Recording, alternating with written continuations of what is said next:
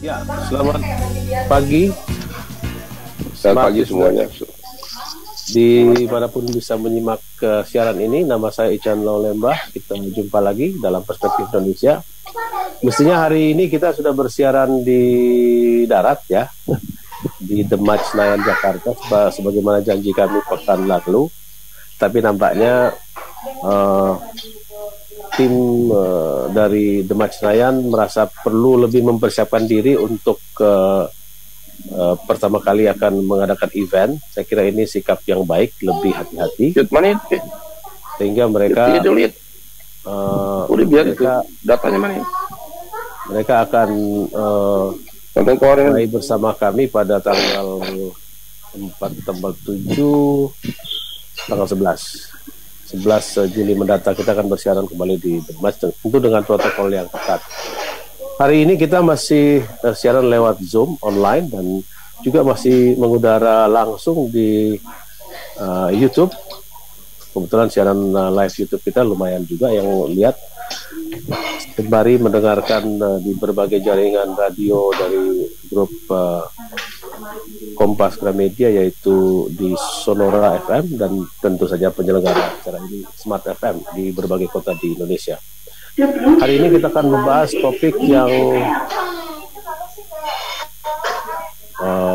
mungkin mikrofon dari beberapa teman perlu di mute. Hari ini kita akan membahas topik yang terkait dengan apa yang disebut sebagai PSBB transisi. Mungkin ini istilah baru lagi. Yang jelas di berbagai tempat di dunia juga antara pengetatan sama pelonggaran itu hampir dinamis gitu ya. Ada yang sudah longgar mulai diketatin lagi karena ada penambahan baru dan berbagai dinamika lainnya. Di negeri kita sendiri jumlah yang dianggap menjadi korban dari COVID, tentu bukan yang meninggal, yang terdampak 60.000 lebih, sampai 60.360-an kurang lebih sampai tadi malam. Dan di dunia sudah yang meninggal di atas 500.000. Apakah akan menjadi penurunan, akan menjadi akhir? Kita akan membahasnya dengan berbagai narasumber. Ada salah satu pemimpin otoritas di Jakarta sebagai ibu kota negeri dan juga epicentrum. Sudah bergabung bersama kita Bapak Ahmad Riza Patria, Wakil Gubernur Daerah Khusus Ibu Kota Jakarta. Selamat pagi Pak Wagub. Selamat pagi, Assalamualaikum warahmatullahi wabarakatuh. Waalaikumsalam. Bergabung juga bersama kita Ibu Leli Pelita Sari Subekti, mungkin sudah online juga. Beliau adalah Wakil Ketua Ombudsman Republik Indonesia. Kita akan membahas berbagai hal terkait dengan tata kelola. Selamat pagi Ibu Leli. Nampaknya Ibu Leli belum on the line. Kita coba jumpai Dr. Pandu Yono, epidemiolog kita dari Fakultas Kesehatan Masyarakat Universitas Indonesia. Selamat pagi Dr. Pandu. Halo Dr. Pandu. Oke. Sambil menunggu Ibu Leli dan Dr. Pandu, kita akan temui, ini bukan dokter, ini dokter. Dr. Muhammad Kodari. Mohon videonya dibuka biar kelihatan. Pak Kodari. Halo Pak Kodari. Oke. Pak Kodari lagi mute sebentar.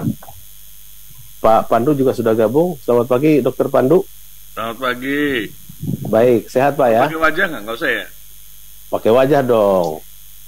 Biar saling melihat. Ya. Pak Pandu, oke Pak Pandu. Ibu Leli juga barusan masuk. Selamat pagi Ibu Leli. Saya nggak dikasih lungnya. Halo. Ya, Pak Kodari videonya belum keluar. Iya, sudah ya. Oke. Sudah. Oke. Saya ingin ke Pak Riza ya, Pak Riza ya, Pak Wagub. Iya. Pak Wagub kan melihat Jakarta ya, saya kebetulan sudah mulai aktif juga. Ada yang mengatakan memang serba salah ini, kita tidak mau longgar, sudah mulai ketat, kita punya ikat pinggang, Maksudnya ketat itu badan agak maju karena makan tidur, tapi sekaligus juga pengetatan ikat pinggang karena harus hemat-hemat, penghasilan berkurang. Tapi di pihak lain, di berbagai negara, tadi malam saya lihat di Ramallah dan beberapa kota lain di dunia itu mulai pengetatan kembali karena kemungkinan peningkatan baru setelah mulai dilonggarkan. Saya belum lihat Eropa Barat, nanti kita tanya Pak Pandu. Di Jakarta sendiri bagaimana Pak Wagub? Bisa diceritakan dan langkah-langkahnya? Ya, Pak Ican dan Bapak Ibu semua, teman-teman sahabat, terima kasih kesempatan yang diberikan kita bisa diskusi pada pagi hari ini. Yang pertama, tadi di awal ditanya bahwa soal PSBB, soal transisi.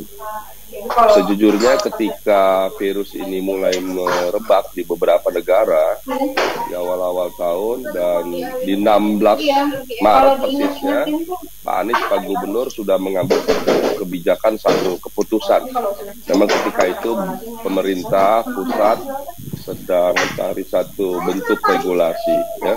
Pak Anies memutuskan waktu itu untuk minta supaya sekolah belajar di rumah, kemudian juga bekerja di rumah, beribadah di rumah. Artinya kami Pemprov DKI sudah mencoba mengantisipasi dan melakukan pencegahan sejak awal. Dan kemudian seiring dibentuknya regulasi oleh pemerintah pusat dan kita semua, kita juga mengajukan PSBB dan alhamdulillah akhirnya dipenuhi dan disetujui dan diputuskan, dan kita memulai PSBB pertama itu tanggal 10 April. Nah, berlanjut PSBB kedua, ketiga, keempat, mungkin sekarang bisa kita sebut PSBB yang kelima. Nah, sebagaimana diatur, nanti Pak Pandu bisa menjelaskan syarat-syarat daripada pelonggaran, itu diatur R0-nya di bawah 1, kemudian data-data angka epidemiologinya menurun, kurva-kurva menurun, kesehatan publik menurun, sarana kesehatan itu meningkat. Jadi setidaknya ada 3 poin besar yang mensyaratkan dimungkinkan terjadinya pelonggaran atau dibukanya pelonggaran. Dan akhirnya kami memberanikan diri ketika PSBB keempat, ya, itu angka-angka mulai membaik, kurva-kurva menurun, dan kita memberanikan diri melakukan pelonggaran dimulai tanggal 5 Juni hingga tanggal 2 Juli. Namun demikian, kami tetap memberlakukan PSBB. Jadi memang orang agak bingung ketika itu, kok ada PSBB tapi ada pelonggaran.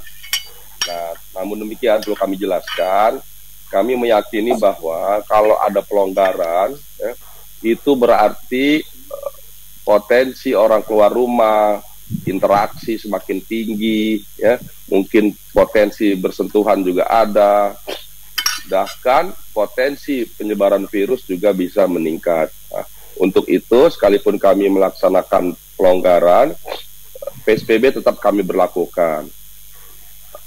Nah, kemudian kami menyebutnya pelonggaran ini adalah PSBB transisi. Bisa menuju masyarakat, itu, ya, PSBB transisi itu menuju masyarakat sehat, aman, dan produktif. Kenapa kami menyebutnya PSBB transisi? Kami belum berani menyebut masa kenormalan baru atau new normal, karena menurut kami kata normal dapat berpotensi pemahaman di masyarakat seolah-olah kita sudah aman, seolah-olah sudah hilang virusnya, seolah-olah sudah bebas, dan lain sebagainya. Jadi kami memikirkan lebih baik menggunakan kata lain. Nah, untuk itu kami akhirnya memutuskan perlu kata lain, yaitu kami menyebutnya masa transisi menuju masyarakat sehat dan aman dan produktif. Artinya kalau saya boleh tafsirkan, dengan memilih diksi itu, pemerintah daerah DKI Jakarta memilih lebih hati-hati daripada lebih longgar gitu ya? Iya, tidak hanya lebih hati-hati, kami ingin memastikan bahwa di masa ini virus masih ada, dan selama virus masih ada itu berarti potensi penyebaran berbahaya, dan apalagi kita tahu vaksinnya juga belum ditemukan hingga hari ini, dan PSBB-nya tidak kami hilangkan begitu. Jadi PSBB itu tidak kami hilangkan. Nah, di masa transisi ini sekalipun ada pelonggaran, kami hanya membatasi maksimal itu 50%. Bahkan ada tempat-tempat rekreasi ketika kami buka juga cuma 20-30%. Dan ternyata kami bersyukur, memang ada yang euforia karena 2-3 bulan di rumah, tapi kami bersyukur masyarakat yang well educated itu ya cukup memahami lah baik. Seperti di mall itu, ternyata pengunjung mall tidak seperti yang diduga gitu, membludak gitu. Tidak membludak ya, tidak terjadi ledakan ya. Tidak terjadi ledakan, bahkan kurang dari yang disyaratkan, diperbolehkan 50%. Setelah saya cek ya rata-rata 20-30% saja isi mall itu. Padahal kita memperkenankan sampai 50%. Itu artinya apa? Itu artinya masyarakat menyadari bahwa virus masih ada dan perlu hati-hati. Dan di berbagai kesempatan kami menyampaikan bahwa tempat yang terbaik tetap berada di rumah. Jadi kami minta teman-teman, kalau keluar rumah cuci tangan dengan sabun, pakai masker, jaga jarak, dan jangan masuk dalam kerumunan. Itu selalu kami sampaikan di berbagai kesempatan. Pak Wagub, kalau kita lihat mood seluruh dunia pemerintahannya kan, kalau saya salah dan tidak dikoreksi, berada pada situasi bukan terjepit, dilematis gitu, antara tetap mengurung warganya dalam wilayah atau dalam rumah, namun di pihak lain setelah lewat 3 bulan daya tahan ekonomi bahkan psikologis itu agak mulai berat gitu, sehingga dicari cara untuk bagaimana tetap lentur tetapi tetap ketat. Pemerintah DKI tadi memilih diksi PSBB transisi. Bisa dijelaskan seperti apa? Karena ini kan tentu sebagai kebijakan dia harus turun ke bawah. Bagaimana caranya itu dilaksanakan, Pak Wagub? Ya, jadi kita ingin memastikan bahwa menyebut PSBB transisi tidak normal tadi pada masyarakat, ini tetap PSBB. Ini tetap PSBB, namun kami beri pelonggaran ya sebanyak 50%. Nah, itu yang paling penting. Kami menyebut transisi supaya jelas batasannya antara PSBB sebelumnya yang murni dengan masa sehat, aman, produktif, atau sering di dunia disebut new normal. Jadi masyarakat supaya tahu, oh ini belum new normal loh. Ternyata Jakarta belum new normal gitu, atau Jakarta belum sehat, aman, produktif. Nah, Jakarta masih antara PSBB murni dan PSBB atau masa sehat, aman, produktif. Jadi jelas batasannya. Jadi kita menuju PSBB transisi, menuju masyarakat sehat, aman, produktif. Jadi titik beratnya tetap PSBB ya?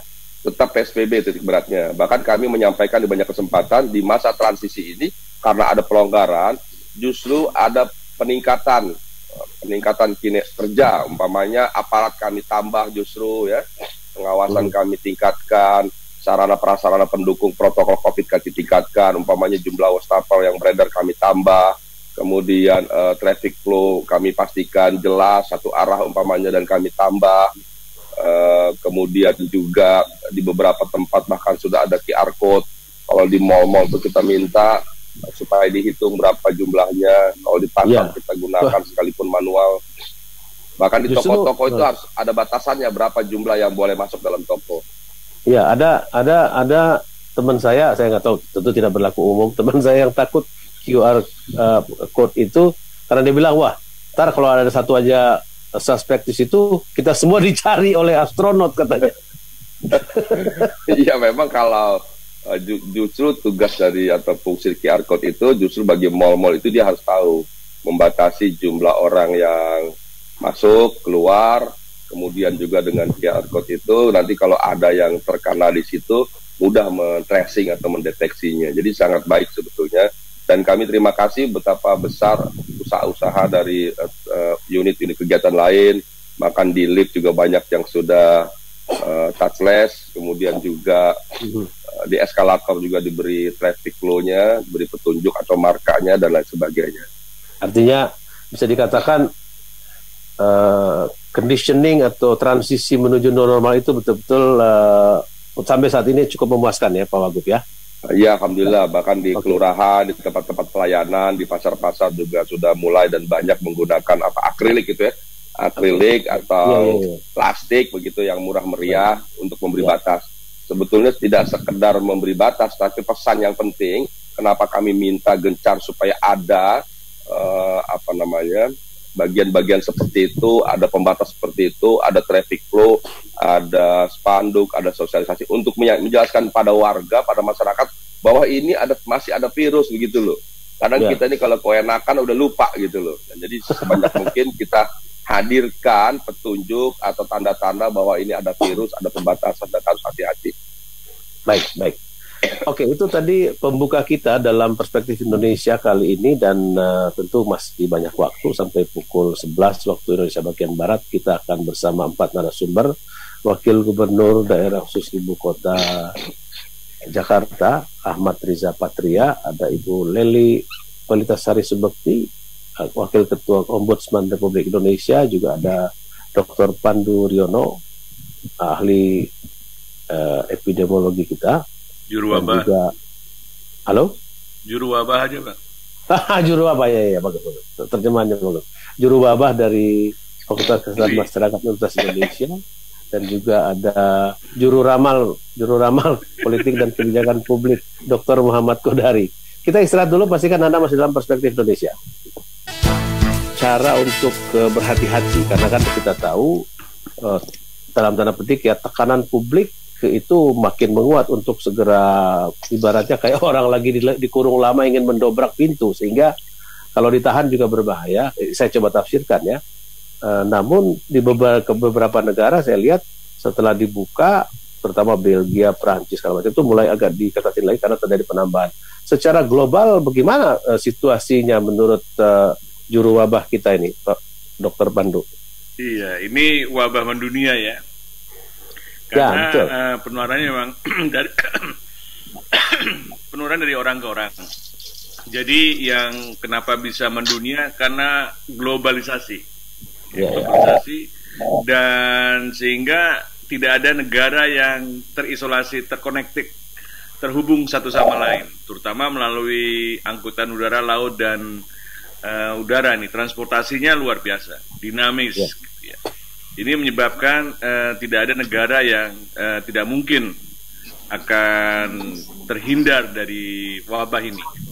Ya. Dan caranya yang paling gampang mengatasi wabah adalah bumi ini dihentikan. Jadi yang kita sebut sebagai lockdown. Jadi bumi kita lockdown. Nah, itu baru bisa efektif. Jadi jangan seperti sekarang. Dan juga Indonesia seharusnya lockdown. Jadi PSBB itu lockdown. Cuma dalam bahasa Indonesia aslinya itu namanya lockdown, diterjemahkan dalam bahasa Indonesia menjadi diregulasi di Undang-Undang Karantina PSBB. Nah, ini yang menurut saya waktu dari awal udah kasih tahu itu lockdown. Jadi tidak ada, tapi nggak ada yang dengar, ya kan, nggak ada yang dengar. Jadi pokoknya nggak, lockdown itu dia udah dianggap mematikan kehidupan. Nah, ini kan sebenarnya enggak. Tidak ada negara yang lockdown 100%. Jadi kenapa lockdown itu efektif? Karena menjaga jarak itu penting. Bukan menjaga jarak, membatasi kegiatan sosial itu penting. Ya. Ada istilah lain, tidak ada kontak antar manusia sehingga tidak mungkin penularan. Ya, ada istilah lain yang berkembang setelah lockdown, yaitu social distancing, setelah itu physical distancing. Apa saja bedanya? Ya sama aja. Sebenarnya social distancing. Ya, social distancing. Tapi kan waktu itu banyak pejabat, banyak ahli menyatakan social distancing. Tapi nggak ada yang ngerti apa maknanya. Ya kan? Itu yang menjadi keheran saya. Akhirnya diterjemahkan, wah kalau social distancing itu kan tidak sesuai dengan manusia sebagai makhluk sosial. Dianggaplah disebut physical distancing. Sebenarnya yang paling tepat itu social distancing, pembatasan sosial. Ya, pembatasan sosial dihentikan, dibatasi. Ya, jadi semuanya dibatasi. Kalau dalam undang-undang karantina itu disebut minimal menutup kegiatan-kegiatan sosial. Antara lain menutup bisnis, menutup, semuanya dihentikan. Termasuk menghentikan pergerakan manusia. Membatasi. Jadi transportasi publik itu sebenarnya harus dibatasi dari awal. Ya kan? Tidak perlu ribut orang hanya mengheboh diskusi tentang mudik, pulang kampung dan sebagainya. Akhirnya kan tidak akurat kita bagaimana mengatasinya. Dari awal kita sudah tidak akurat. Ya, apa yang kita harus lakukan? Dan sehingga Pak Pandu, kalau saya mengingat apa yang disampaikan oleh Pak Pandu dan kolega-kolega Pak Pandu, para dokter, baik melalui asosiasinya maupun pribadi-pribadi, kan terlihat tegas sekali, crystal clear bahwa kunci semua. Nah, pemerintah kelihatannya perlahan-lahan gitu ya. Ada debat di publik, ada perbedaan pandangan antara sesama pemerintah pusat atau pemerintah pusat dan daerah. Tapi kalau kita bisa hitung, kan agak terkunci juga nih negeri ini, terutama Jakarta dan beberapa kota besar di Jawa. Kira-kira bulan apa itu? April ya? Yang dianggap, yang sebenarnya sudah disuarakan oleh Pak Pandu dan kawan-kawan di kedokteran itu mulai Maret awal kan, tapi yang mulai agak terkunci itu kalau nggak salah April, kalau saya tidak salah ingat. Kan kasus pertama diumumkan kan tanggal 1 Maret. Kemudian pada pertengahan Maret diumumkan kedaruratan kesehatan masyarakat. Sesuai dengan undang-undang karantina hanya presiden yang bisa mendeklarasi itu. Kemudian ada PP yang menerjemahkan dari Undang-Undang Karantina. Jadi Undang-Undang Karantina 2018 itu ternyata belum ada PP-nya, Pak. Sudah 2 tahun. Sehingga dibuatlah PP dalam waktu 2 hari. PP-nya itu PP PSBB. Nah, ya kan? Dan kemudian sejak itulah publik kita mulai dimasuki kata PSBB tadi ya. Betul sekali. Dan kemudian yang menjadi keanehan adalah untuk melakukan itu harus ada persyaratan administrasi yang ditentukan oleh Kementerian Kesehatan. Jadi Kementerian Kesehatannya itu nggak ngerti juga. Itu problem besar juga. Yang paling membuat negeri ini agak kacau adalah Kementerian Kesehatannya tidak berfungsi sampai sekarang. Sehingga harus ditanggulangi oleh badan lain yang namanya BNPB. Padahal ini masalah kesehatan. Sampai sekarang kesehatan public health-nya ini jadi kacau gitu. Itu yang menyebabkan kenapa intervensi di Republik ini jadi tidak efisien dan tidak optimal. Itu yang kemudian Jakarta Pak Anies sudah mengajukan ditolak, ya kan, dan sebagainya. Waktu itu saya sempat bicara di Kementerian PMK, juga dihadiri oleh Menkes. Saya bilang hapus itu, dirubah itu semua peraturan itu, nggak ada gunanya. Karena nggak mungkin yang tahu semua aturan itu adalah Kemenkes. Ya akhirnya disetujui saja. Gitu. Tapi dalam Satgas itu yang dibikin sebagai sebuah terobosan, bukankah gugus tugas itu selain walaupun dipimpin oleh Pak Doni sebagai yang juga ex officio, bukan ex officio, juga menjabat sebagai pimpinan dari BNPB, tapi Kementerian Kesehatan dan berbagai kementerian lain yang berada di dalam Kemenko PMK juga menjadi board kan, menjadi pengarah. Tidak cukup Pak Pandu. Tapi apakah gini, saya mau ringkas, apakah ini ada problem juga terkait dengan negeri kita ini punya kabupaten, kota, provinsi dan pusat yang barangkali berbeda dengan negara yang unitarian yang lebih langsung, tidak ada otonomi, atau negara Amerika ya ada federalnya, ada federal dan negara bagian. Di kita kan terjadi seperti tarik menarik gitu atau tolak menolak gitu ya. Anda setuju? Ya, jadi dari awal saya sudah menyatakan, saya ingat sekali, bisa direkam dari awal. Saya sudah mengusulkan bahwa kegiatan penanggulangan ini langsung dipimpin oleh Presiden. Oke. Jadi Presiden yang memimpin langsung dan memerintahkan semua kementeriannya harus bekerja extraordinary yang beliau minta itu dari awal, bukan sekarang, ya kan? Tapi itu yang menyebabkan kenapa kita berpanjang-panjang, yang sehingga sampai sekarang kita tidak efektif dalam mengendalikan pandemi ini, ya kan? Tapi kita udahlah, ya sekarang kita lihat bahwa tidak efektif, dan pembatasan sosial ini dari awal seharusnya nasional.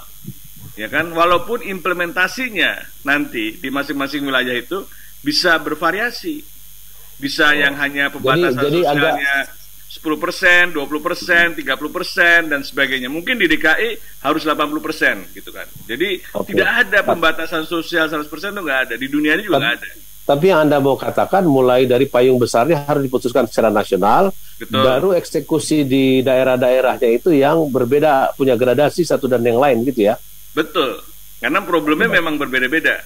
Ya kan? Ada yang sudah siap, ada yang belum siap dan sebagainya. Dan ada yang kasusnya luar biasa banyak ya, seperti yang sekarang di Jawa Timur dan Surabaya, yang di KI sudah mulai menurun, di Jawa Barat sudah mulai menurun, di beberapa provinsi sudah mulai meningkat. Tidak bisa dibikin seragam atau flat situasinya ya. Tidak bisa ya. Oke. Jadi yang kalau saya mau simpulkan, kalau boleh, cara ini harus dilawan secara desentralisme dan desentralistik gitu ya. Betul. Oke. Saya mau ke Pak Wagub, boleh Pak? Juru wabah ya. Pak Wagub, ya, DKI kan menjadi epicentrum sekaligus pintu gerbang pertama dan barangkali yang akhirnya membuat kita berjaga-jaga, karena kalau pertama kali masuk di sebuah kota kecil di Indonesia, dia mungkin mencarnya itu tidak semasif saat di Jakarta. Kita tahu semua orang ke Jakarta dan dari Jakarta semua orang kembali ke daerah, apalagi habis itu kita puasa dan lebaran. Tapi sekarang ini bagaimana kontrol yang dilakukan dalam mengatasi orang masuk dan keluar, Pak Wagub? Pak Wagub? Tolong mikrofon Pak Wagub dibuka. Ya, oke, baik. Ya, sudah. Kami sudah mengambil satu keputusan, Pak Gubernur mengeluarkan surat izin pergub tentang surat izin keluar masuk ya. Kami menyadari bahwa Indonesia ini, khususnya Jakarta ini, punya tradisi pulang kampung ya. Makanya ketika menjelang Ramadan, menjelang akhir Ramadan atau Lebaran, kami mengeluarkan dua pergub ya, yaitu Pergub 41 tentang sanksi. Kami memberi sanksi bagi yang melanggar, ada sanksi denda, sanksi sosial, sanksi administrasi bangsa, dan sanksi pidana. Jadi 4 sanksi itu kami rumuskan dalam satu pergub, yaitu Pergub 41 tentang pemberian sanksi. Kemudian setelah itu kami juga melakukan Pergub 47 tahun 2020 tentang surat izin keluar masuk. Jadi kami ingin membatasi jumlah yang keluar dan jumlah yang masuk. Memang terjadi penolakan di awal ya, karena berat bagi kita, sudah menjadi tradisi pulang kampung, ketemu orang tua, keluarga di kampung ketika Idul Fitri dan sebaliknya. Namun ini terpaksa kami berlakukan dalam rangka membatasi agar tidak keluar. Kalau keluar Jakarta nanti dikhawatirkan jadi carrier membawa wabah itu sendiri keluar, dan begitu kembali juga seperti itu. Ini juga sudah sering disarankan oleh Dr. Pandu. Jadi ini yang kami putuskan. Perlu disampaikan juga di forum ini bahwa semua kebijakan yang kami ambil, Pak Anies, Pak Gubernur, dan seluruh jajaran gugus tugas Jakarta itu selalu berdasarkan fakta dan data, selalu berkonsultasi dengan para pakar, para ahli, juga berdialog, berkonsultasi dengan gugus tugas, dengan pemerintah pusat, dengan semuanya. Yang pasti semua kebijakan yang kami ambil melalui satu proses yang mendalam, yang dan luas, dan tetap mendahulukan scientific approach ya Pak Wagub ya. Pasti. Karena tidak ada jalan lain kan selain scientific approach.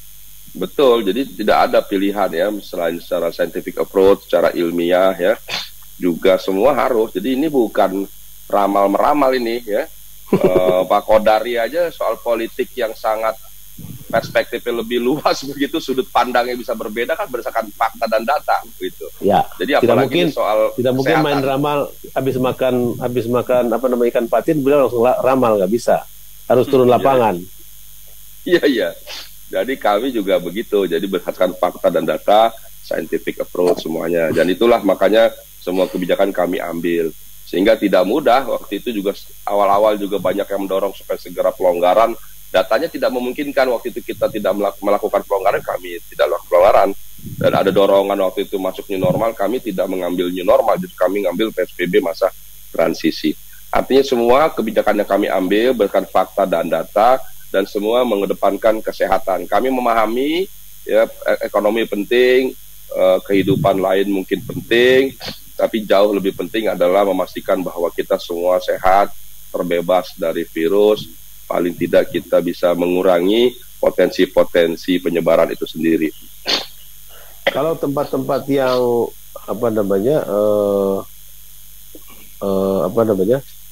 tempat-tempat umum gitu yang favorit seperti ya Car Free Day, terus GBK dan tempat-tempat olahraga, mungkin awalnya tidak sempat tidak sempat didesentralize ya, tidak sebarkan ke 5 wilayah sehingga langsung numpuk karena orang udah kangen juga ini Pak Wagub untuk ketemu kolega, naik sepeda di situ, lari. Tapi ya, sekarang sudah dikunci lagi ya. Ya memang di masa transisi kami di fase pertama ini kami membagi empat bagian ya. Jadi minggu pertama, 2, 3, dan 4. Dan itu kami buka bertahap unit kegiatan. Di minggu pertama itu rumah ibadah, ya kan. Minggu kedua perkantoran dan publik transportasi. Minggu ketiga baru kami membuka mall, kemudian juga pasar, kemudian seterusnya baru tempat-tempat rekreasi seperti Car Free Day, GBK, dan lain-lain. Jadi memang secara bertahap kami buka. Memang waktu 1, 2, 3 itu alhamdulillah cukup baik. Cuma di publik transportasi sempat menumpuk, tapi segera diatasi. Bahkan Pak Anies dengan saya dan jajaran lain KAI mengecek langsung titik-titik pertemuan atau perkumpulan potensi kerumunan di Bogor umpamanya di tempat lainnya. Kemudian di Car Free Day, waktu di GBK memang sempat ramai, tapi alhamdulillah karena luas sekali cukup terkendali. Ketika di Car Free Day, ya euforianya memang luar biasa. Ternyata ada 1000% ya peningkatan penjualan sepeda. Jadi orang senang sekali, udah lama di rumah pengen bersepeda gitu. Dan waktu bersepeda tuh baik karena bersepeda kan harus berjarak ya, memang tidak bisa rapat ketika bersepeda. Dan tapi ketika selesai bersepeda kumpul ngeriung dengan teman, itu terjadi titik pertemuan, perkumpulan. Tapi alhamdulillah dalam rangka itu akhirnya minggu berikutnya kami batasi, kami tutup sementara dan kami bagi ke 32 titik hari bebas berkendara. Kembali lagi ke teori kita yang tadi dengan Pak Pandu, harus didesentralisasikan gitu ya. Betul. Oke, baik, kita istirahat lagi Pak Wagub, Pak Juru Wabah, Pak Dr. Pandu, Pak Kodari dan Ibu Leli, sabar, kita akan nanti dengan Anda juga teman-teman yang hadir di sini, baik para peneliti, saya lihat ada beberapa teman peneliti, juga para jurnalis, para profesional yang ada di Jakarta bergabung di Zoom kita. Tentu yang lebih banyak lagi yang ada di YouTube melihat kita dan juga yang mendengarkan di semua jaringan Radio Smart FM dan Sonora. Kita istirahat lagi, masih banyak waktu dalam Perspektif Indonesia. Ya, di Instagram kami sudah ada pertanyaan. Di sini juga ada teman Pak Syafwan sudah mengajukan pertanyaan, tapi kita simpan dulu karena kalau itu disajukan dijawab acara ini selesai gitu ya. Jadi kita simpan sementara. Sebelum ke Pak Kodari, saya mau ke Pak Pandu sedikit. Ada yang mengatakan begini, yang bertanya di Instagram kami bahwa sebenarnya kan TBC itu bukan penyakit yang tidak berbahaya. Tapi kenapa kita nampaknya lama atau berdampingan hidup dengan TBC, tapi sekarang kita seperti terteror dengan COVID ini. Ini pertanyaan bukan dari saya loh ya Pak ya, dari Instagram, dari kami punya pendengar. Ya, jadi penyakit tuberkulosis berbahaya sebenarnya, tapi dia tidak cepat mematikan. Beda dengan COVID, lebih cepat menular. Daya penularannya jauh lebih cepat COVID. Dan kita sekarang Indonesia ini nomor 3 jumlah orang dengan tuberkulosis itu nomor 3 di dunia. Jadi itu menunjukkan bahwa penyakit ini memang menjadi isu yang karena tidak kelihatan, sebagian besar itu laten, kita sebut sebagai laten. Seperti COVID juga, sebagian besar itu tidak bergejala. Nah ini membahayakan. Tapi kalau tuberkulosis yang tidak bergejala tadi tidak menular, yang menular itu yang batuk. Ya, jadi kita ketahuan. Nah, COVID ini yang tidak bergejala itu menular. Jadi sangat menular. Kelihatan sehat, dia ada di mana-mana. Malah itu yang bahaya ya. Wah, itu bahaya. Kita tidak tahu siapa di antara kita yang membawa virus. Kita semua orang Indonesia tuh OTG, Pak. Sekarang karena kita sudah dianggap community transmission. Jadi artinya penularannya sudah meluas di masyarakat. Jadi tidak ada pilihan lain, setiap orang harus menjaga, melindungi dirinya sendiri, paling tidak pakai masker. Itu yang menjadi menjadi isu kita. Kalau semua pengetahuan, kalau pengetahuan semua orang sama, saya kira gampang itu ya Pak Pandu ya. Tapi kan tentu tidak semua pengetahuan sama. Betul. Ada yang nanya lagi nih teman di grup ini dari merdeka.com, Pak Bahtiarudin, izin pertanyaan kepada Pak Pandu, semisal dijalankan lockdown, butuh berapa lama Indonesia lakukan lockdown? Misalnya waktu itu dilakukan lockdown berapa lama? Ya. Kalau waktu pertama kali diusulkan. Berapa lama itu tergantung berapa efektif lockdownnya, gitu kan? PSBB-nya saja tidak efektif. Jadi secara rata-rata gini, walaupun Indonesia tidak semua wilayah melakukan pembatasan sosial berskala besar, itu saya anggap yang melakukan PSBB itu melakukan pembatasan sosial yang distempel oleh Menteri Kesehatan. Sedangkan hampir semua pemerintah daerah itu sebenarnya melakukan intervensi, melakukan pembatasan sosial. Saya mengamati dari data Google Mobility Index di seluruh Indonesia, ternyata secara rata-rata 50% penduduk di Indonesia itu tinggal di rumah. Memang itu ada efeknya. Hanya di Jakarta saja yang paling tinggi, hampir mendekati 60%, sehingga waktu itu terjadi penurunan angka laju kasus. Nah, kalau 80% lockdown itu membuat penduduk atau lebih tinggal di rumah, dalam waktu 2 bulan sudah kita rendah sekali, bisa hanya 5 atau 10 kasus hariannya. Ini menurut saya kalau betul-betul terkunci gitu ya, betul-betul beneran. Semua mematuhi, Pak. Oke, baik. Saya mau sekarang saya longgarkan masalah sosial politiknya, karena ini tentu bahkan Pak Pandu sendiri walaupun juru wabah, tetapi karena kesehatan masyarakat tidak seperti seorang spesialis yang tajam kepada satu kasus, tapi lebih melihat sebagai penyakit di masyarakat. Public health is politik, Pak. Nah, itu dia. Artinya sekarang saya mau ke ahli politiknya. Pak Kodari, halo Pak Kodari. Halo. Ya. Ini kita tidak hidup waktu ada flu Spanyol, kita juga tidak hidup waktu wabah kolera, tapi sekarang kita hidup di mana menurut catatan sejarah bahwa kali ini kita kelihatan lebih masif dari segi jumlah, memang penduduk secara demografi bertambah, juga pertemuan antar orang itu berlangsung bisa dalam waktu 1 hari. Dulu kita ketemu orang dari Singapura saja bisa naik kapal dulu dan segala macam. Nah, artinya situasi lebih berat, tetapi instrumen-instrumen yang diciptakan manusia dalam ilmu pemerintahan, politik dan segala macam membuat ini mestinya tidak juga rumit-rumit amat.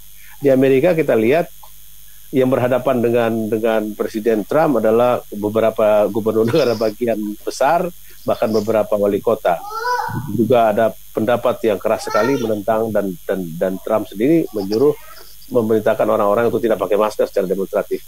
Kalau di kita mungkin tidak terlalu longgar, tapi ada sedikit perbedaan pendapat di mana-mana yang muncul ke publik. Bagaimana Anda rumuskan situasi yang memusingkan saya ini? Pertama, kalau boleh Pak Ican, saya mau tanya beberapa informasi mengenai kesehatan lain kepada Pak Pandu Riono. Pertama, saya mau tanya kepada Pak Pandu, untuk penyakit TBC itu sekarang jumlah kejadiannya per hari ini berapa ya? Prevalensinya berapa ya jumlah kejadiannya? Kalau COVID kan kita berapa kemarin? 60.000 ya atau 65.000 terakhir tadi malam. Kalau TBC berapa Pak? DBD berapa Pak? TBC itu 600 per 100.000 penduduk. Kalau jumlah absolutnya berapa Pak sekarang Pak? Jumlah absolutnya berapa juta ya? Saya lupa. Tapi 60% besar sekali tuh. Kenapa? Pak, saya boleh hitung Pak ya. Ini 600 per 100.000 Pak ya. Oh, sorry, 600 per 100.000. Kita harus lihat dulu. Iya. 600 per 100.000. 0, sekian persen. Iya. Saya kalikan penduduk Indonesia ini 0,06% ya, dikalikan penduduk Indonesia 270 juta. Sekitar 1 juta, 1,6 juta. Oke. Kalau DBD berapa Pak kira-kira Pak Pandu? Oh, itu nggak tahu, itu musiman soalnya. Oh, Ya, musiman. sekarang muncul Oke. lagi. Pak, mortality rate untuk TBC ini berapa, Pak, di Indonesia, Pak? Tinggi sekali.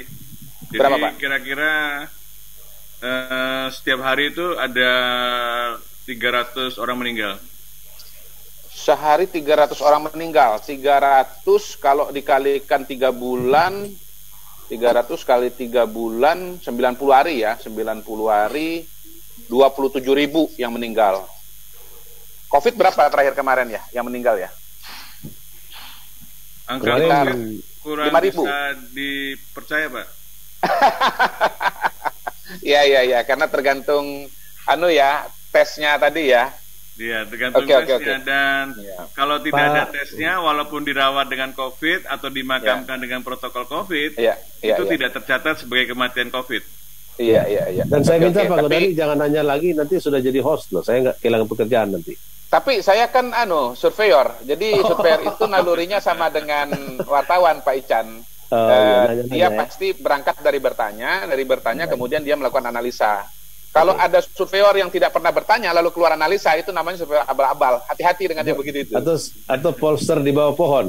Iya itu namanya survei atau polling fiktif ya. Atau pernah ada lembaga itu dia kalau disingkat itu kepanjangannya Pusat Rekap Mistis gitu. Pusat Oke. Rekap Mistis. Oke. Jadi saya begini, pertama ya, kalau kita bicara COVID, payung hukum kita itu kan Undang-Undang Karantina Kesehatan, betul ya Pak ya? Ya. Lalu saya lihat pemerintah pada waktu itu, terutama yang di pusat, itu punya dua pilihan. Apakah melakukan karantina wilayah atau melakukan PSBB. Kalau saya pribadi memaknai lockdown itu lebih dekat kepada karantina wilayah ketimbang dengan PSBB. Jadi dalam situasi lockdown kan orang ya hampir-hampir tidak boleh keluar rumah, dan mungkin juga aparat keamanan dikerahkan untuk mencegah orang untuk bisa katakanlah berkeliaran. Jadi saya melihat lockdown itu lebih mirip dengan karantina wilayah.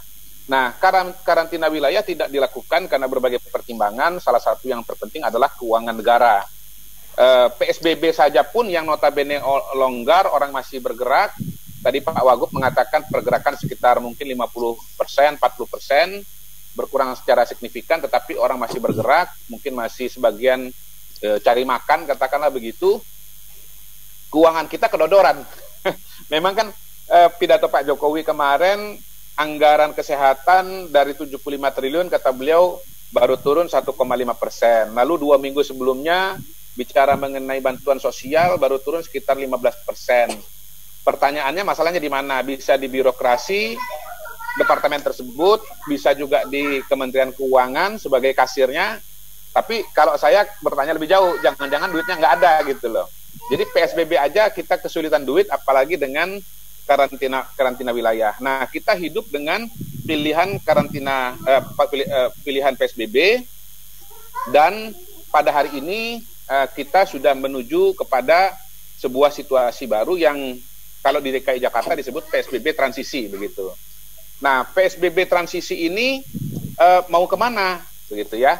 Tadi kalau kita dengarkan Pak Wagub itu arahnya kepada normal baru atau new normal. Saya Walaupun pribadi Pak Ican, di kota lain belum loh. Di kota lain tidak sama dengan Jakarta. Jakarta mungkin lebih maju, tapi di kota lain kan sebagian sedang merumuskan mereka ada di mana posisinya. kalau saya lihat sebetulnya wilayah di luar Jakarta itu juga cuma punya dua situasi. Pertama, mereka PSBB atau tidak, ya. Kalau dia tidak PSBB, maka kemudian kehidupan berjalan seperti biasa, tanpa ada normal. aturan hukum.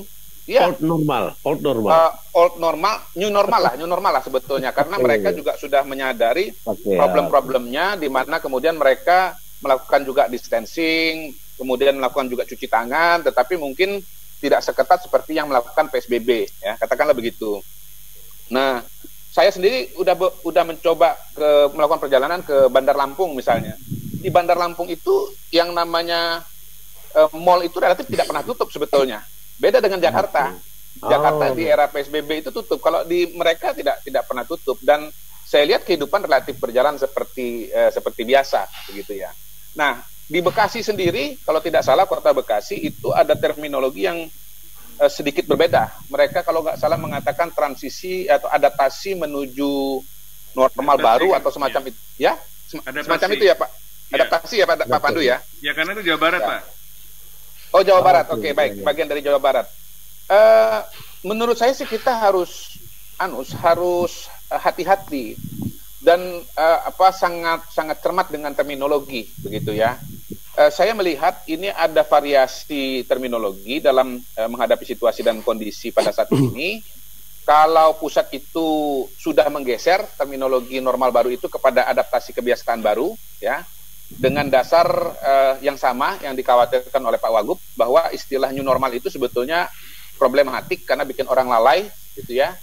Kemudian DKI PSBB transisi menurut saya sebetulnya belum dirumuskan dengan baik ya, dan barangkali belum ada undang-undangnya adalah adaptasi kebiasaan baru itu atau new normal itu belum ada terminologinya itu.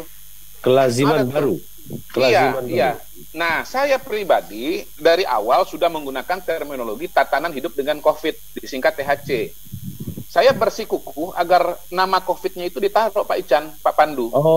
Supaya orang tuh punya kesadaran penuh bahwa kita ini masih hidup dengan COVID begitu loh. Anda menghindari eufemisme ya? Oh, saya sangat menghindari penghalusan semacam itu karena itu justru menyesatkan kita gitu loh. Terminologi normal baru itu sangat menyesatkan karena membuat orang tidak sadar sama sekali. Adaptasi kebiasaan baru itu lebih baik ya, karena kita diminta untuk punya kebiasaan baru tetapi menghilangkan COVID di sana. Jadi menurut saya terminologi COVID ini harus masuk dalam terminologi apapun yang disusun, dan saya mengatakan ya tatanan hidup dengan COVID gitu loh, supaya orang tuh sadar Anda bisa bekerja, Anda bisa keluar rumah, tetapi Anda berhadapan dengan musuh yang nyata yang di luar sana itu namanya COVID gitu. Jadi kalau COVID itu ada di kepala mereka, maka perilaku mereka itu mudah-mudahan akan lebih terjaga dibandingkan kalau tidak ada terminologi COVID di situ. Jadi tetap COVID menjadi panduannya ya. Iya betul, dan problemnya adalah pada hari ini sebetulnya belum ada undang-undangnya. THC itu belum ada undang-undangnya, normal baru itu belum ada undang-undangnya, adaptasi kebiasaan baru itu belum ada undang-undangnya.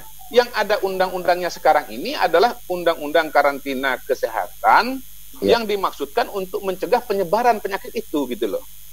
Tapi kita ini sudah memasuki fase baru di mana kita ini tahu penyakit ini ada, kita harusnya tinggal di rumah, tapi kita tidak bisa tinggal di rumah karena alasan ekonomi maupun alasan psikologis gitu.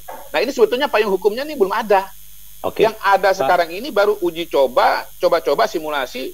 Paling banter itu kalau saya lihat keputusan-keputusan yang berserak, baik yang dikeluarkan oleh gugus tugas BNPT itu gugus tugas Pak Doni?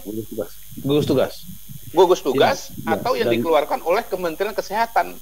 Dan mestinya tapi menurut saya ini harus undang-undang ini sebetulnya, entah bagian dari undang-undang karantina kesehatan ya ataupun undang-undang tersendiri begitu. Karena ini kan presiden baru gitu. Jadi sekarang ini tafsir dan implementasi mengenai mungkin DPR-nya kurang cekatan juga ya, lebih memilih undang-undang yang old normal, undang-undang lama. Iya betul. Jadi yang masih business as usual, belum satu perasaan, belum punya sense of crisis itu sebenarnya bukan cuma kabinet, tapi juga DPR. Mohon maaf sampai jatuh ini. Baik, kita istirahat dulu. Kalau karena sudah menyentuh DPR, kita istirahat dulu. Ada Jurnal 9 dari teman-teman Smart FM Network, Pak Wagub, Pak Juru Wabah, Pak Juru Survei, dan Ibu Leli, Juru Periksa Birokrasi. Kita istirahat dulu, teman-teman yang lain juga yang ada di sini. Kita istirahat lumayan lama, 3 menit. Ada Jurnal 9 dari jaringan Radio Smart FM. Nanti saya kembali lagi dengan Ahmad Riza Patria, Dr. Pandu Riono, Dr. Mokhtar, dan Ibu Leli Pelitasari Subekti. Kita istirahat dulu. Ya, kembali lagi kita masih siaran dari rumah masing-masing lewat jaringan Zoom.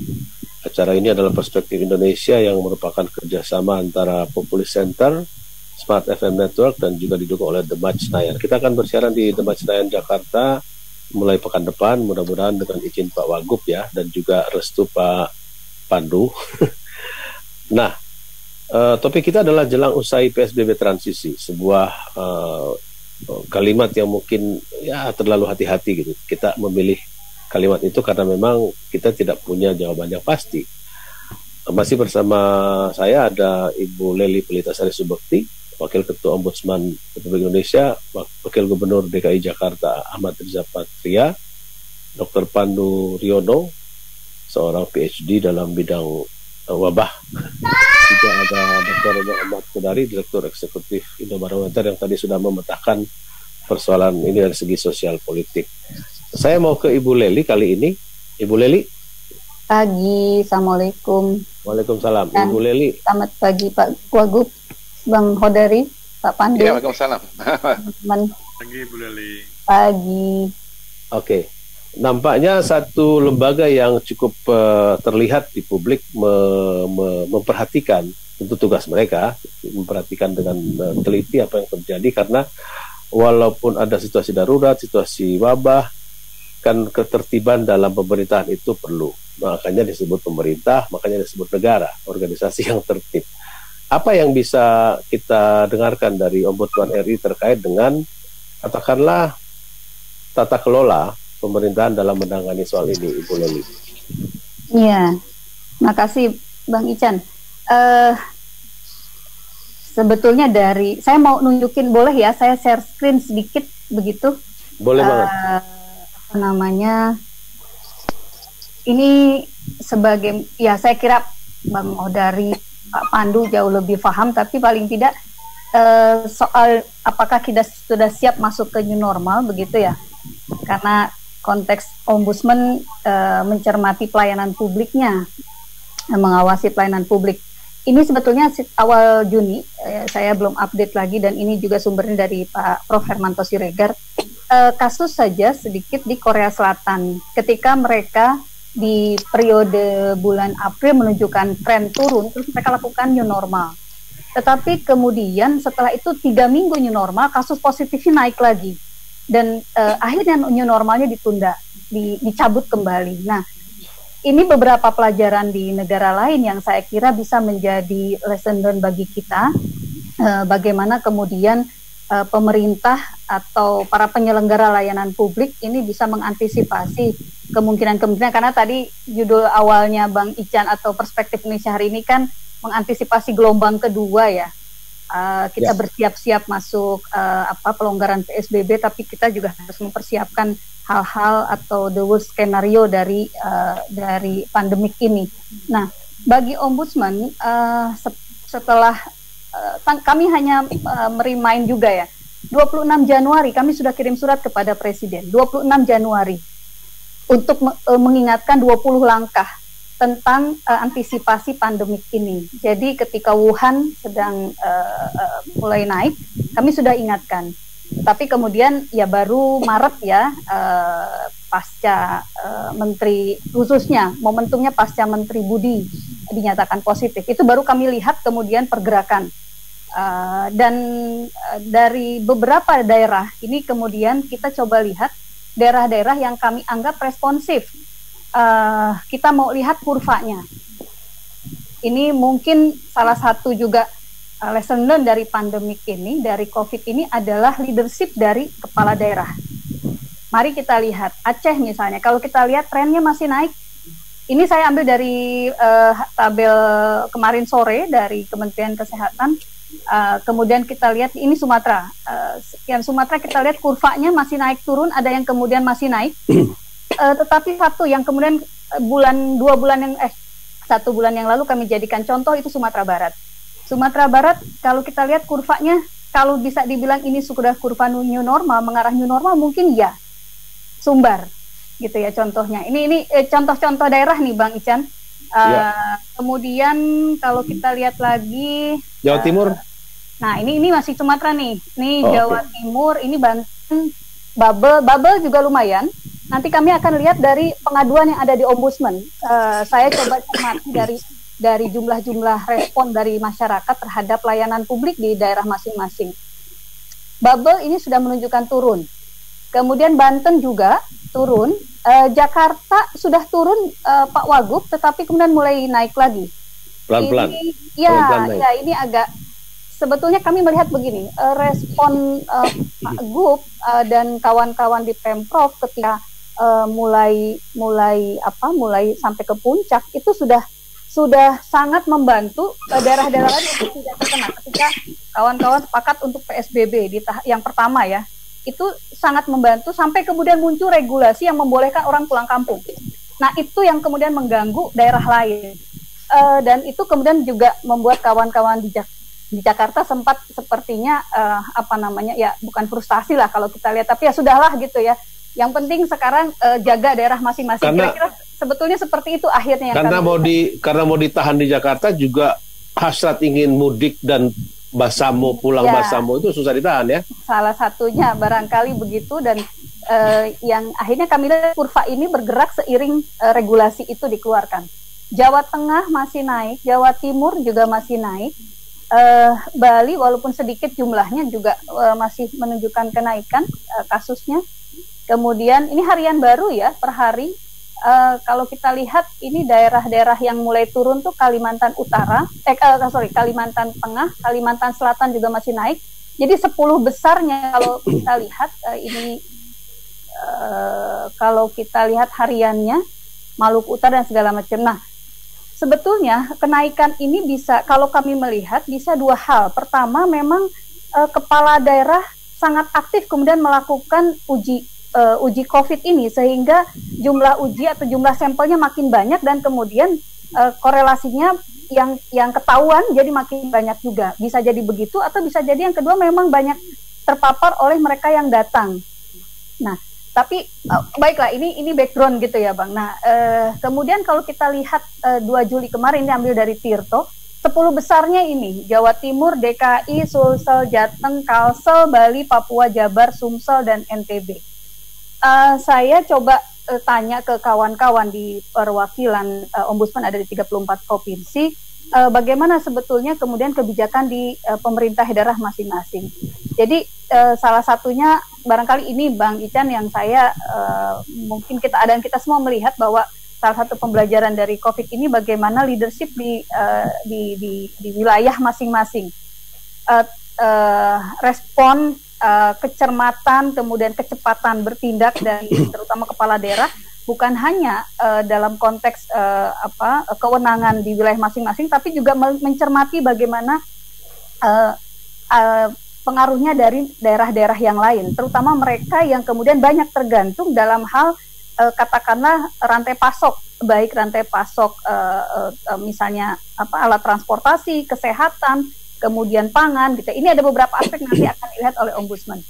Nah, bagi Ombudsman sendiri, kami sejak April kami membuka posko pengaduan untuk beberapa layanan publik yang kami anggap menjadi prioritas di dalam COVID ini. Yang pertama satu bansos, yang kedua kesehatan, yang ketiga ekonomi keuangan, terutama mereka yang terdampak oleh kebijakan restrukturisasi kredit dari pemerintah. Kan pemerintah menjanjikan ada relaksasi. Relaksasi, dan kemudian ada yang kemudian juga akhirnya direstrukturisasi kredit dan segala macam. Keamanan, karena kami lihat beberapa waktu itu salah satunya apakah terdampak ada dampaknya dari kebijakan melepas para narapidana gitu ya.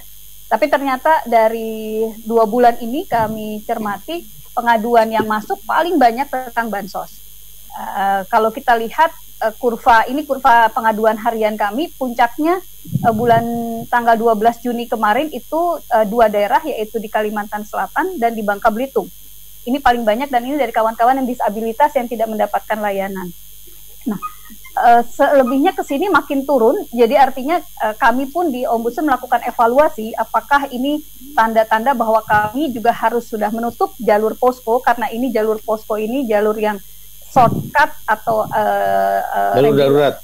jalur darurat, betul, makanya kami juga lakukan reaksi cepat, tidak lagi melalui jalur reguler dengan verifikasi yang biasanya kami lakukan gitu. Nah, 10 jadi daerah Ombudsman mau transisi juga nih, mau turun sedikit.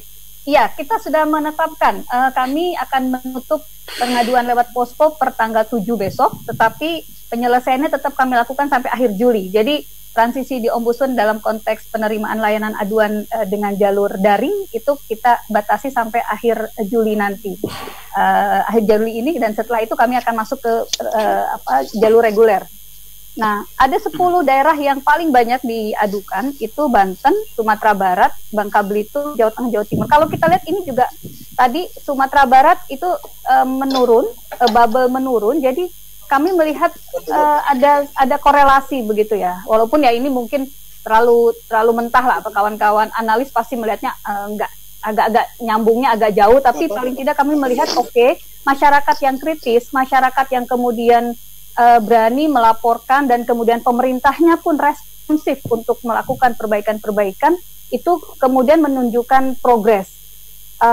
Khusus Jakarta, kami tahu ini daerah yang tadi epicentrum dan kemudian kompleks betul gitu ya, barometer nasional pula gitu. Jadi kami sudah melihat kawan-kawan di Jakarta dalam konteks PSBB ini menurut kami sudah dalam track yang benar. Nah, tinggal sekarang ada beberapa catatan di Ombudsman terkait ini, Bang Ican. Pertama, kami fokus pada bansos. Kalau kita mau pindah atau kita mau mencoba kembali masa transisi, masih ada mereka yang terdampak pandemik ini dari aspek satu, kehilangan daya beli, kemudian yang kedua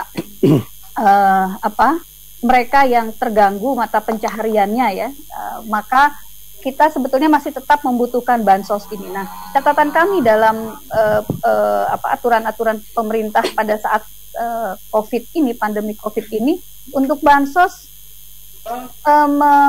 menggunakan skema-skema yang sudah ada dan kemudian dijalankan dengan cara-cara yang kami lihat masih reguler. Oke, kemudian ada percepatan dalam konteks teknis ya, penambahan, kemudian percepatan, tetapi secara keseluruhan kemudian konsepnya masih sama. Ada PKH, ada BPNT, kemudian ada kalau di Jakarta Pak Wagub yang khusus untuk bantuan pangan untuk dari provinsi dan kemudian berbeda juga dari nasional, Banpres ya. Tetapi tidak ada skema yang terintegrasi. Padahal kalau kita lihat di negara-negara lain, bansos-bansosnya itu semua diberikan kompensasinya agar masyarakat mau tinggal di rumah, itu semua, hampir semua diberikan dalam bentuk bantuan tunai. Nah, kalau kita lihat hanya negara, ada Asia lah, setahu saya sedikit, yang kemudian memberikan bantuan dalam bentuk pangan tunai, dalam bentuk natura, bukan tunai. Nah, kalau kita lihat skema-skema yang diberikan, semua diarahkan agar masyarakat bisa memiliki kebebasan, satu. Yang kedua, ketika dia diintegrasikan dalam bentuk tunai, maka dia bisa memiliki satu value atau satu nominal yang lebih besar. Karena analisis dan bisa berbelanja ke samping ya, ke sekitarnya. Iya, sehingga uang berputar. Betul, satu. Dan kedua, menjaga mata rantai pasok dari barang-barang yang dikonsumsi. Tetapi memang kita menyadari ketika pemerintah memilih untuk natura pada saat itu agar masyarakat diam gitu ya, kemudian barangnya yang datang gitu ya, seperti yang dilakukan di Jakarta gitu ya. Nah, tapi itu sebetulnya harusnya sudah bisa dialihkan begitu, dan sekarang masyarakat sudah bisa agak dengan dengan protokol tertentu dia sudah bisa keluar. Itu satu dari segi bansos. Yang kedua dari aspek kesehatan, layanan kesehatan yang kedua kita bisa simpan, kita mau break, boleh. Kita simpan dulu ya bagian kesehatan. Okay. Setelah itu nanti saya minta ditanggapi oleh Pak Wagub dan Pak Pandu. Kita istirahat lagi. Ya, kita lanjut lagi. Satu lagi soal kesehatan, Ibu Leli, mangga. Halo. Ya, Ibu Leli silakan. Soal kesehatan tadi yang terputus. Oh sorry, saya baru nyambung lagi. Saya pikir tadi nggak kedengeran suaranya. Oh iya. Oke. Kalau kesehatan awalnya fokus kami adalah pada uji lab. Jadi begitu terlambatnya, kan saya mantan pasien COVID. Jadi oh iya betul. Penyintas. Ya, 14 hari di rumah sakit, jadi bisa lumayan ngelihat lah transformasi kawan-kawan di rumah sakit dalam pelayanan pada pasien COVID gitu. Participatory Action Research. Nah, kalau kami di Ombudsman menyebutnya mystery shopping. Mystery shopping gitu. Jadi ya kebetulan dikasih kesempatan Allah untuk ngerasain, jadi paling tidak, tapi itu hanya kasus lah ya, tapi maksud saya awalnya kita fokus pada uji lab, keterlambatan mendapatkan hasil dari uji lab untuk PCR, itu salah satunya kemudian yang menyebabkan banyak sekali jenazah yang diduga pasien COVID, tetapi dan kemudian dimakamkan dengan protokol COVID, dan setelah keluar hasilnya, setelah dimakamkan ternyata bukan gitu ya. Jadi bagi keluarga tentu itu menjadi sebuah kekhawatiran sendiri ketika apakah benar begitu ya, bukan hanya dampak karena nggak bisa langsung menyolatkan sendiri dan segala macam, tapi juga kekhawatiran apakah terdampak atau terpapar oleh jenazah tersebut. Nah, itu satu sisi. Tapi belakangan kemudian kita lihat pemerintah membuka ruang untuk lab-lab di kampus misalnya untuk juga melakukan ini. Jadi kalau ada tadi di bahannya di tabelnya Kementerian Kesehatan mulai April ternyata memang membuka untuk yang lain, dan setelah itu kami lihat ya walaupun uji sampelnya masih jauh di bawah rata-rata ya, masih 850.000 gitu dibanding jumlah penduduk kita, tentu itu menjadi catatan sendiri dalam hal kesehatan. Kemudian yang kedua rapid test yang belakangan kemudian kami melihat indikasi komersialisasi. Dari mana? Karena memang bisa jadi ini hukum ekonomi bekerja. Ketika di awal itu masih barangnya langka, maka harganya mahal, biayanya tinggi. Dan PCR pun kemudian di rumah sakit swasta kan biayanya juga lumayan tinggi. Nihil lah gitu ya. Nah, belakangan kemudian disyaratkan bagi mereka yang akan naik pesawat, kemudian bahkan terakhir informasinya kami masih harus konfirmasi, di Jawa Timur disyaratkan untuk mereka yang akan ujian, anak-anak disyaratkan untuk rapid test.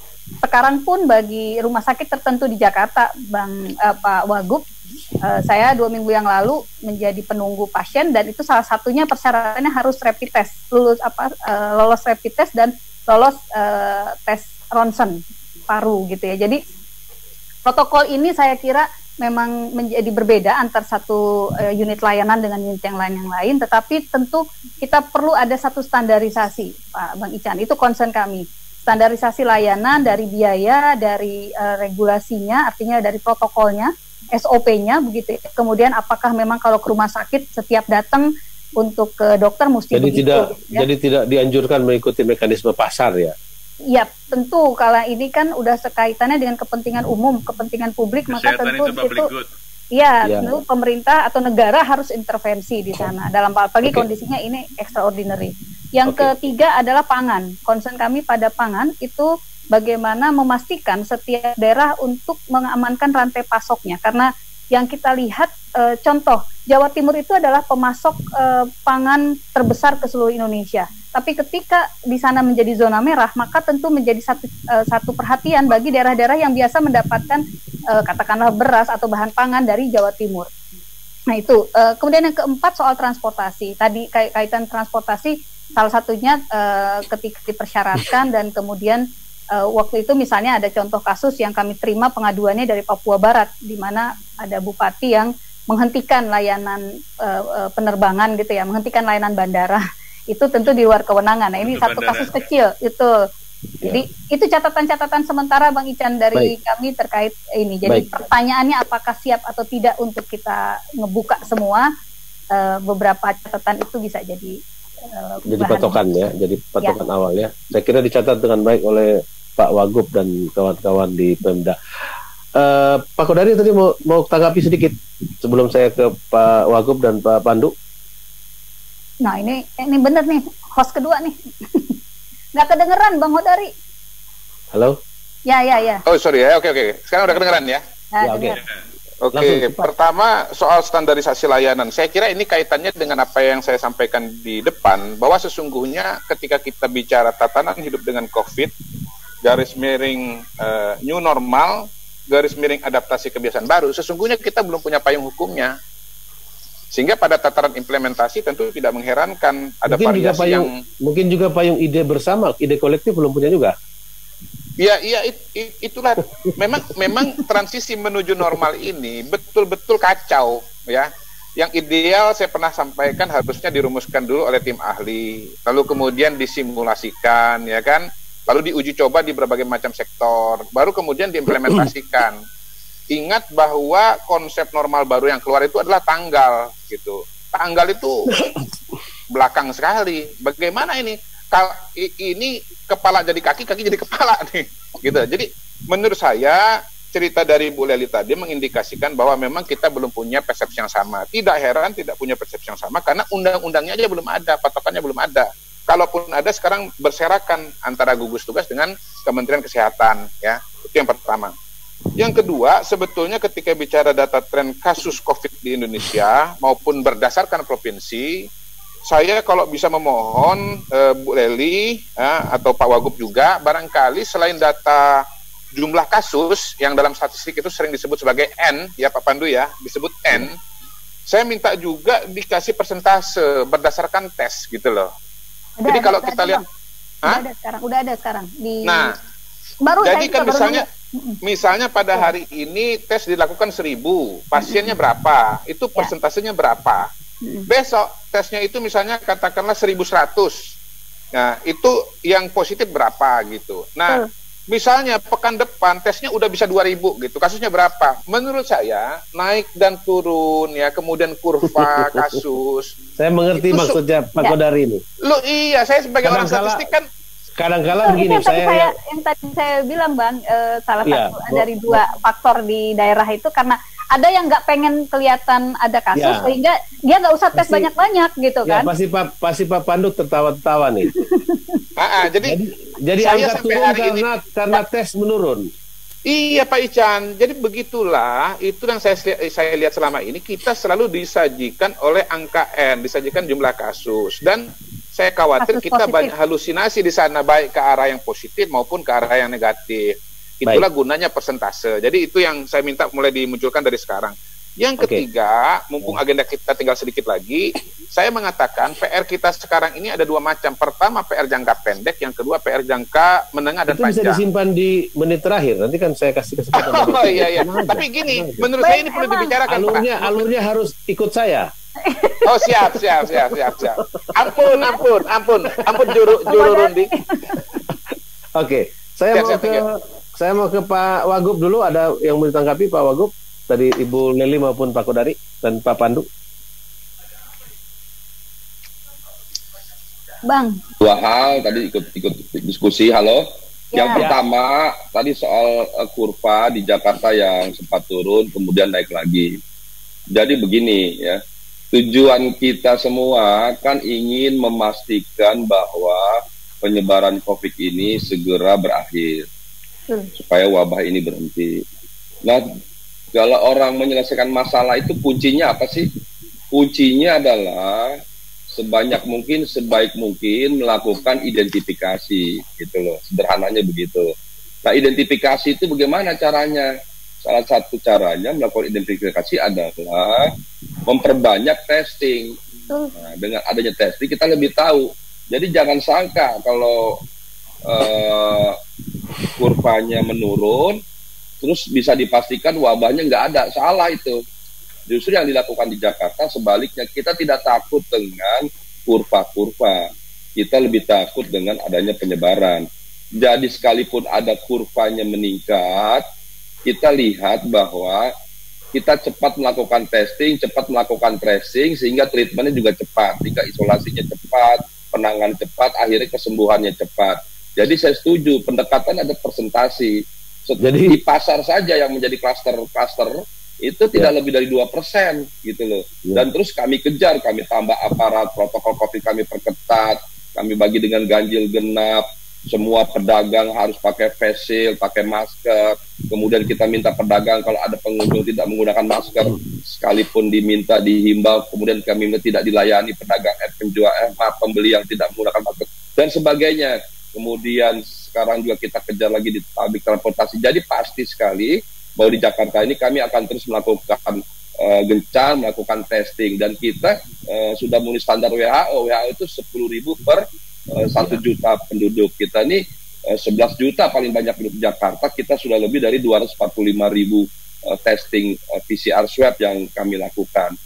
Jadi memang ada peningkatan sejak kami gencar, tapi sekali lagi peningkatan itu justru mempermudah kami untuk melakukan tracing dan pelacakan itu sendiri, dan isolasi dan penyembuhan. Alhamdulillah angka penyembuhan terus meningkat, angka kematian terus menurun, dan penyebarannya tidak lebih dari 2%. Kemudian yang kedua tadi yang sampaikan Mbak Deli soal standar, ini memang penting ya. Kami di Jakarta ini kan punya otoritas, tapi kan punya batasan kewenangan. Di Jakarta ini rumah sakit, ada rumah sakit yang dikelola oleh Pemda, ada yang dikelola oleh rumah sakit swasta, ada yang dikelola oleh pemerintah pusat, dan ada juga rumah sakit lingkungan begitu di luar kekuasaan kami. Jadi yang di kekuasaan kami itu 150 pasar, umpamanya kalau bicara pasar ya. 150 lagi itu rumah sakit, pasar lingkungan. Begitu juga rumah sakit. Tidak semua dalam pengelolaan kami. Jadi perlu ada penerapan dari pusat sebetulnya yang kami tunggu segera mengambil kebijakan-kebijakan, melakukan standarisasi. Kami ya ingin cepat ya ada standarisasi, termasuk tes PCR swab. Kalau di kami itu gratis gitu. Kami gratiskan itu testing melalui aktif case pending. Jadi kami itu mengejar proaktif, kami tidak pasif.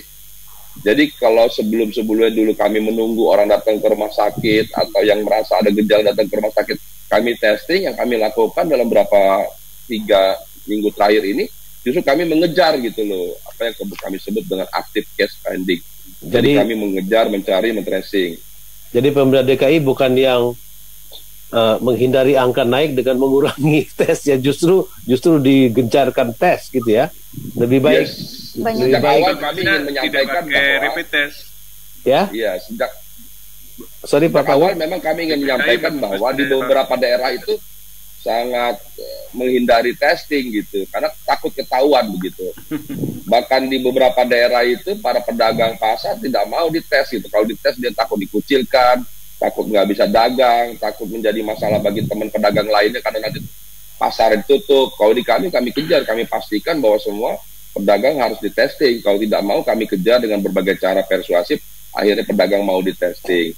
Jadi untuk kepentingan jangka panjang, bukan kepentingan sesaat yang kami kejar dan kami pastikan supaya Jakarta sudah segera berakhir pandemi COVID ini.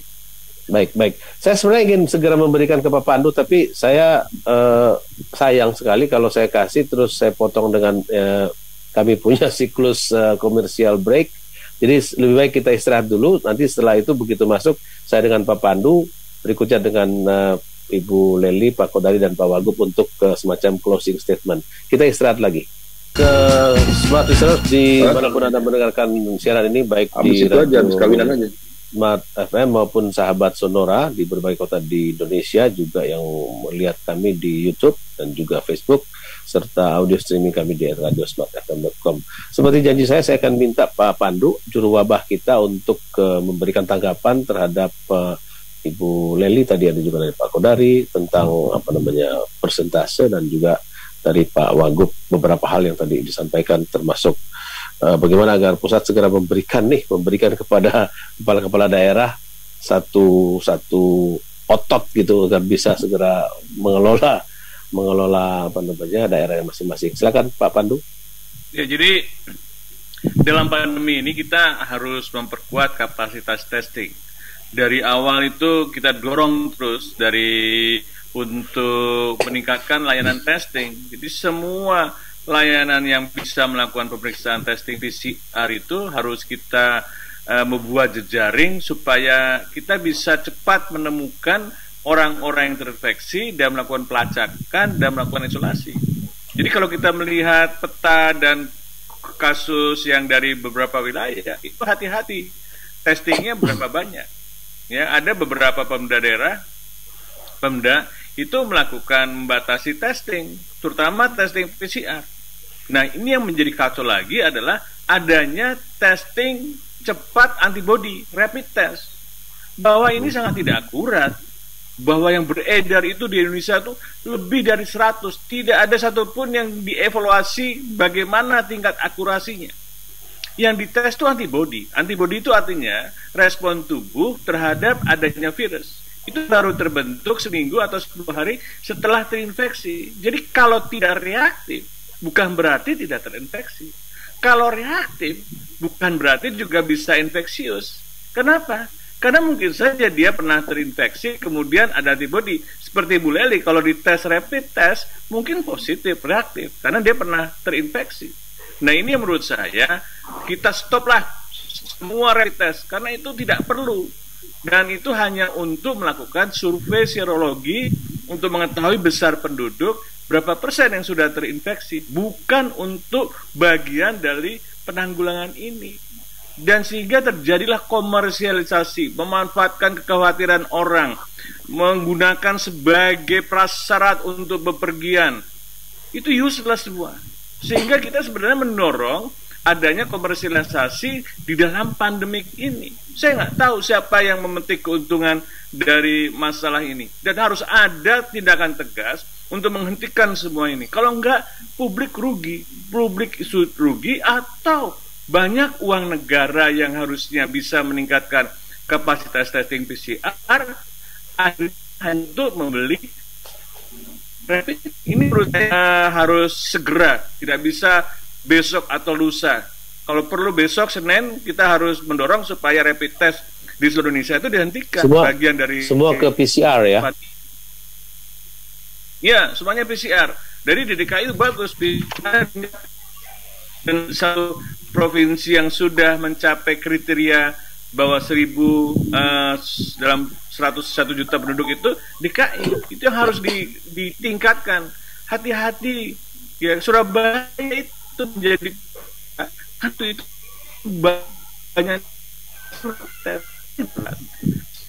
orang misalnya non reaktif, dia nulis tapi dianggap sehat, dia terus menularkan, akhirnya meledak sampai sekarang. Kalau dari dulu sudah dengan PCR itu akan lebih jauh lebih baik, seperti DKI dan sebagai juga Jawa Barat. Jawa Barat itu luar biasa juga, 2 daerah yang sangat luar biasa. Terakhir juga Sumatera Barat juga hebat juga, dia punya mesin PCR dari fakultas kedokterannya.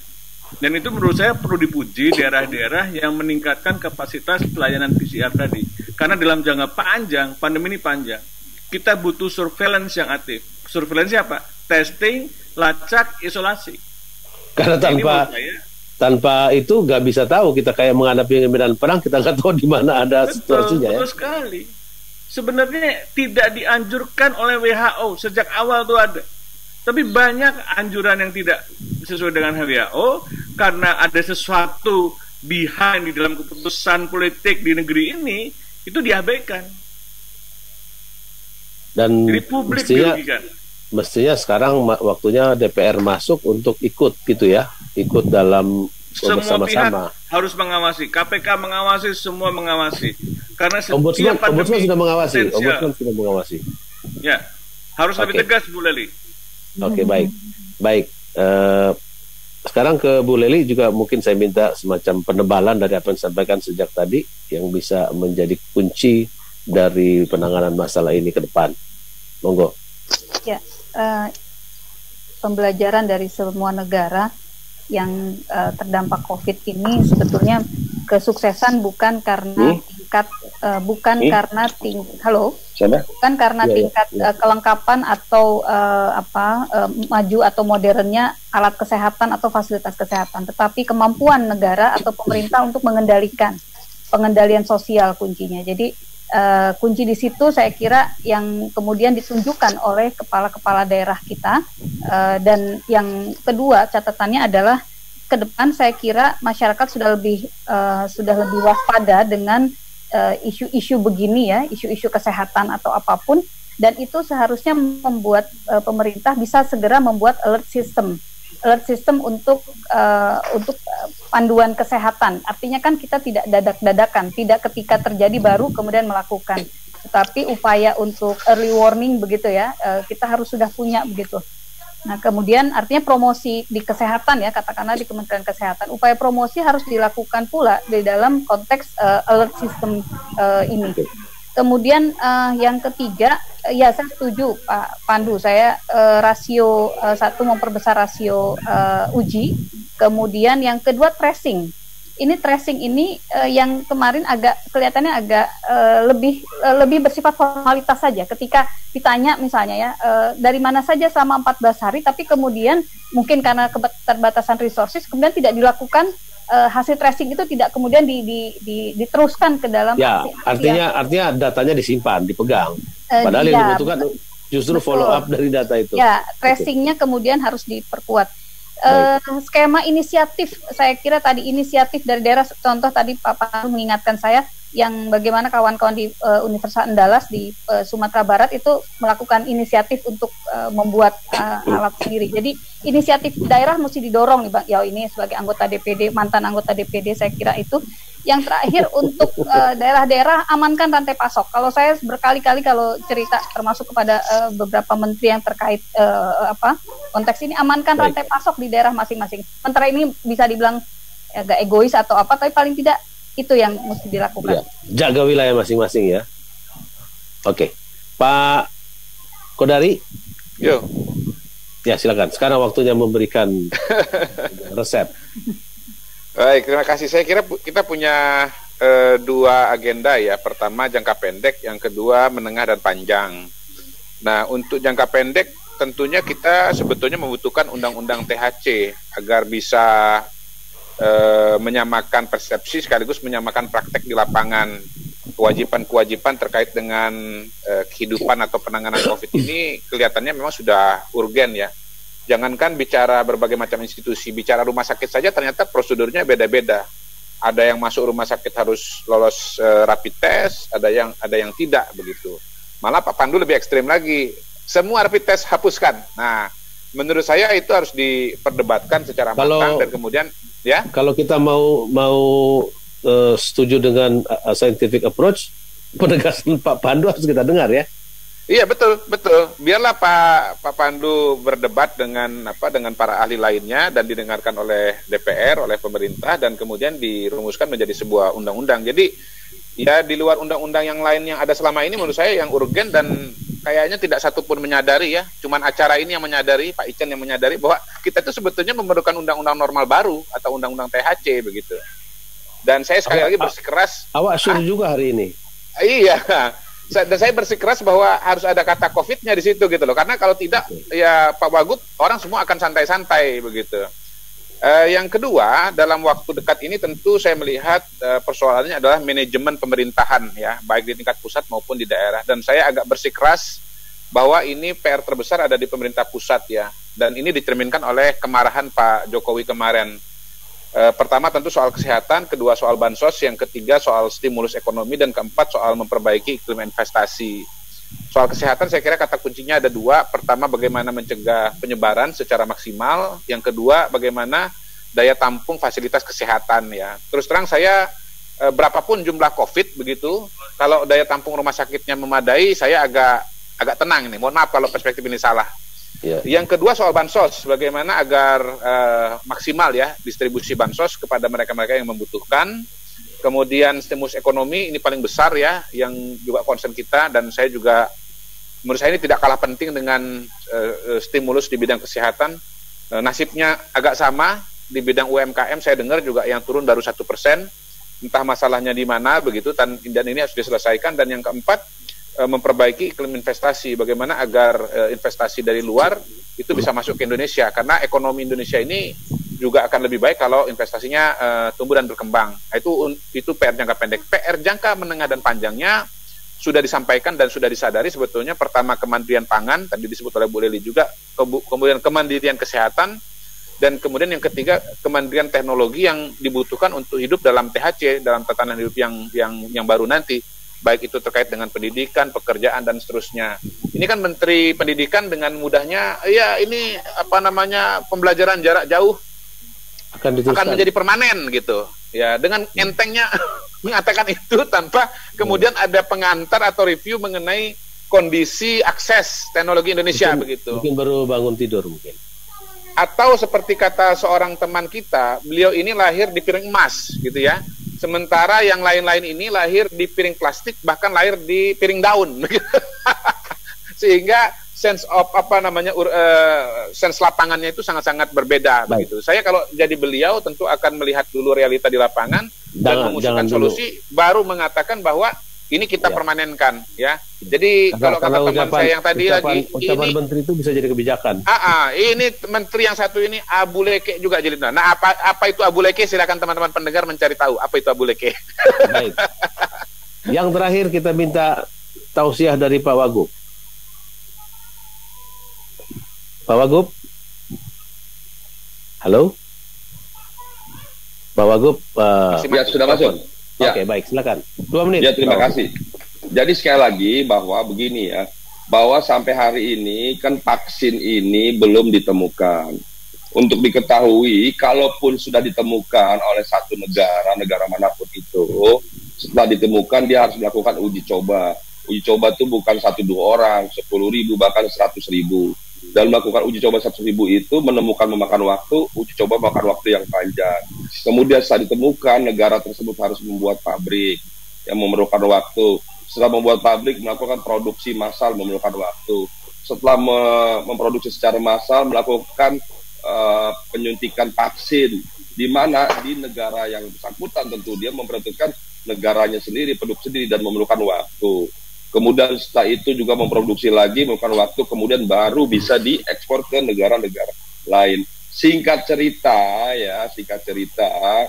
saya tidak ingin berlebihan, rasanya perlu waktu 1, 2, bahkan mungkin sampai 3 tahun, kita baru bisa mendapatkan vaksin yang bisa disuntikan ke warga di banyak negara atau di satu negara dalam jumlah yang besar.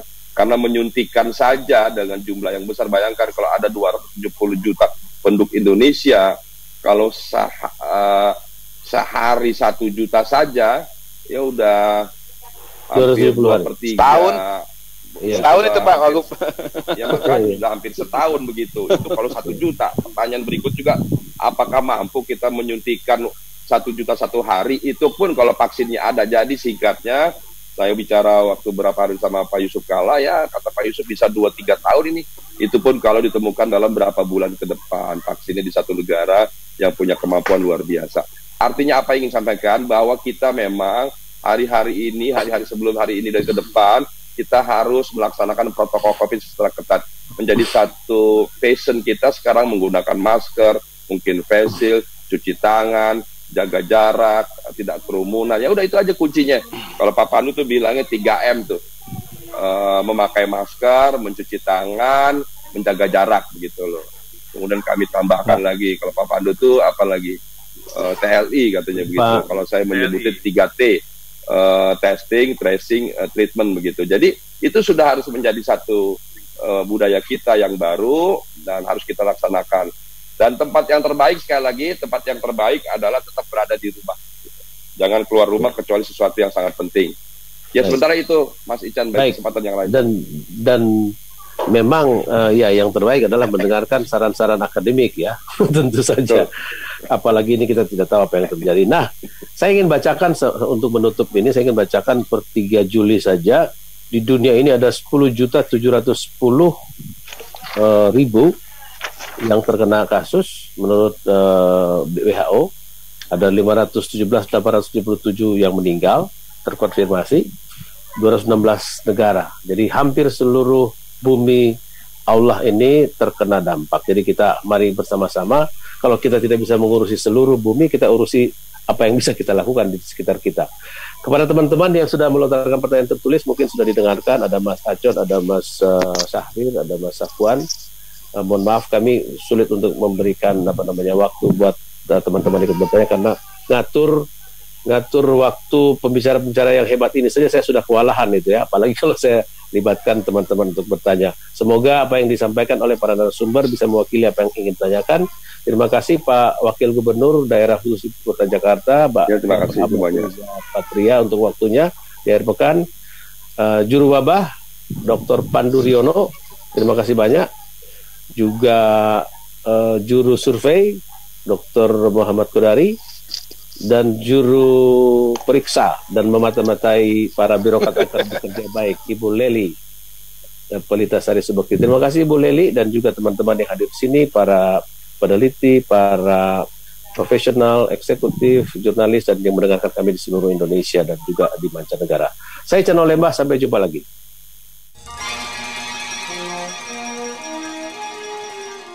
Telah Anda simak Perspektif Indonesia.